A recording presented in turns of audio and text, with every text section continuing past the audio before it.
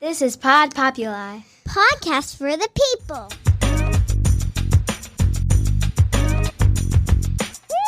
The Great Love Debate.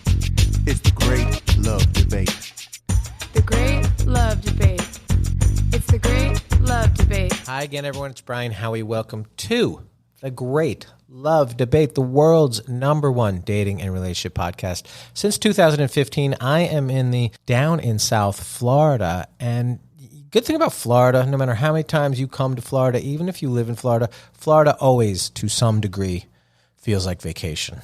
Florida feels like vacation. I don't care how long you've been here, how many times you've been here. It just does. Something about getting off the plane in Fort Myers or Sarasota or Naples or Miami or Fort Lauderdale or any airport other than Orlando. Orlando feels like a family trip. Florida feels like vacation. It just feels nice here. So before I get into what exactly I want to get into today, two things triggered what it is I want to get into. And one was asked of me in person by somebody I knew. And one of the things was emailed to me by someone I didn't. Someone I know asked if I ever regret anything I say in the context of this show, this podcast, or the live show. In light of all the other podcasters or comedians or podcasters who are comedians or comedians who are podcasters. And for the record, I'm not sure I'm a comedian, even though we play a lot of comedy clubs. I'm not sure what qualifies somebody as a comedian. Being funny and doing comedy clubs, I'm not sure that makes you a comedian, but who knows? Your definition may vary. Anyway, any comments or jokes or remarks, offhanded or intended, they asked me, like, do you ever think about it? Is there any regret? Blah, blah, blah. Because a lot of the things that all of us say, sometimes years ago, sometimes decades ago, they're being brought back and analyzed and parsed, dissected, scrutinized, whatever you want to call it. They're somehow being held up to the light as this definitive conclusion of someone's character.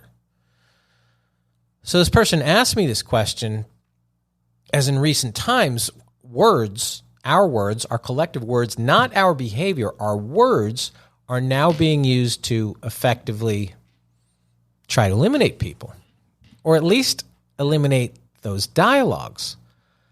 So they asked me if I had anything I regret, and my quick answer was probably, I guess, who knows? Do I care? And I guess I should care, and I guess I do, if only because what we do around here is we have conversations. Pod Populi, podcast for the people, the producer of this show and an entity which I am a major part of, produces hundreds of podcasts.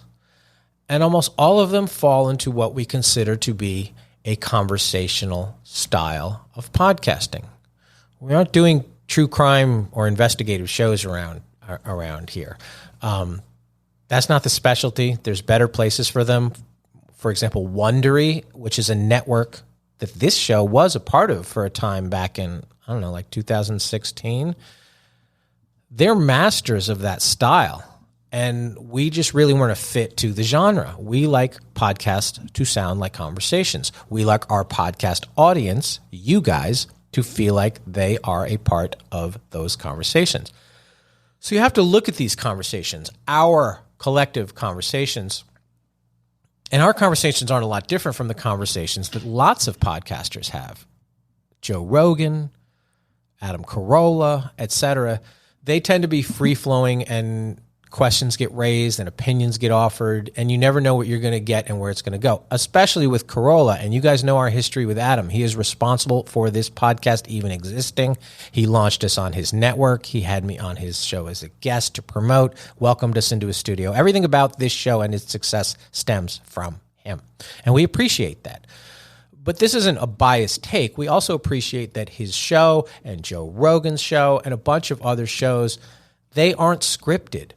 And they welcome thought, and they share experiences. And it is far, far harder for those guys than for us, because as big as they are, and they are both way bigger than any radio show, and have an audience that dwarfs any cable show.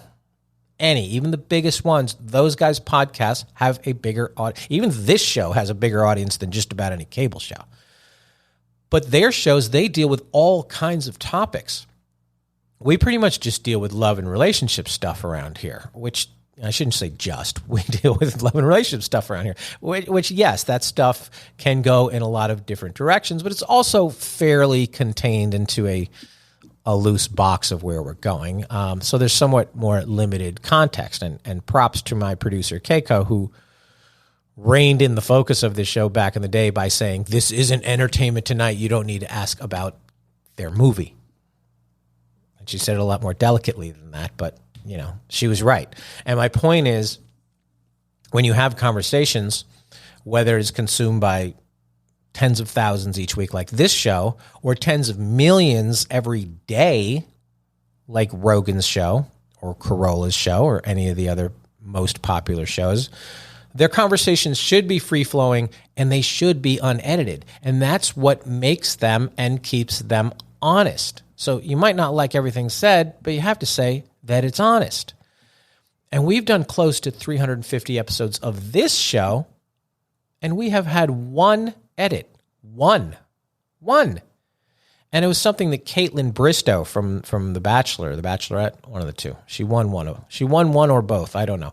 Something that Caitlin said on here that an ABC publicist flagged because it was a spoiler, and so we had to take it out. And the reason I don't believe in editing is because it seems dishonest if you edit. In a conversation, mistakes happen. Things get said. Whether it's mispronunciation or somebody just says something really fucking crazy. Whether it's the host or the guest, which happens in all conversations. Could be at a dinner party. Could be the host, could be the guest. Imagine if you went out to brunch or you were on a date and then that dialogue was examined and then run by an editor and then whittled down to something that both sides approve of, or what every possible consumer of the content would approve of. You wouldn't get anything. You'd get a bunch of robot talk. There would be no emotion.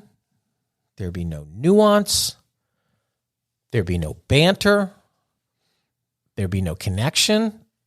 Because sometimes people say things that make the other person mad. Good. Or emotional. Great. Sometimes people say things that aren't accurate. Happens. Sometimes people say things that are mean or aren't what they mean. But this idea that we can go back 10, 15 years and compile a highlight or a low light reel of the worst things people say, and I'm talking about doing this for anyone, any human being. It's downright dangerous, and it's highly selective reasoning. So somebody said, well, podcasters and public figures and politicians, et cetera, so they have a greater responsibility because more people listen to them. Do they? Do we? Why? Being a part of an audience means you willingly accepted an invitation to participate. Does the subject matter bother you or offend you or negatively influence you in some harmful way? Is the answer yes? Then don't participate. Walk away from the brunch table. Throw your $30 on the table and say, guys, I've had it. I don't want to be a part of this today or ever. Hit mute, literally or virtually. Unfollow the dialogue. Then you're free of it.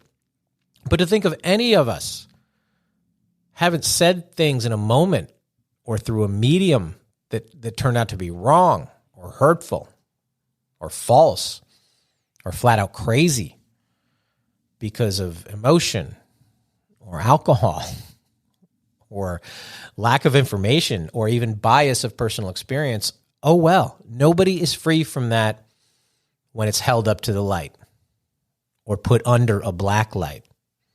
You ever see those demonstrations where they take the black light into a hotel room? Don't look at those. It's a lot of bad shit. You won't stay in even the nicest hotels. So people say, I have the right to say that that person doesn't have a right to say it. Do you? That seems fucking crazy to me. You don't like it? Don't listen. Don't participate. If you had a transcript of all of your conversations, you would find some problems with those too. Whether it's you communicating to your son or your daughter or your spouse or strangers or any of it. Lots of them. We all have regrets. We all make mistakes. We all say the wrong things or dumb things or hurtful things. Listen or don't. Participate or don't.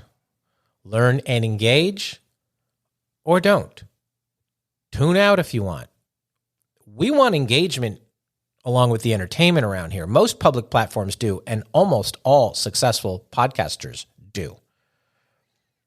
You have a voice, you say words, and you meaning any of you, and those words reach an audience, whether it's one person or a million people, and you let the chips fall where they may. And that can be an awkward first date, just you and them, or in a conversation with your spouse, or for an audience of millions. And we become such hypocrites, such finger pointers, such passionate seekers of faults and flaws. And again, that is bad in life. And it's certainly bad when it comes to dating, because it always comes back to dating. See, this isn't Access Hollywood. So we are glad you listen. We're very grateful you listen, and we do hear your voice. And not everything we say now or have said in the past will stand up to the test of time. We are occasionally, usually, provocateurs, and we challenge thought. And we like to rattle cages.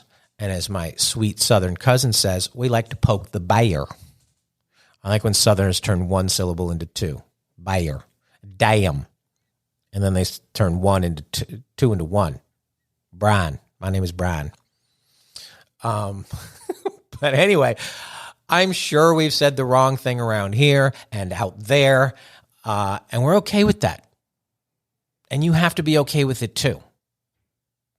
For us, for you, for all of it, and for all of us. We got to learn. We got to listen. We got to grow. We got to evolve. We definitely have to engage. And we got to move forward.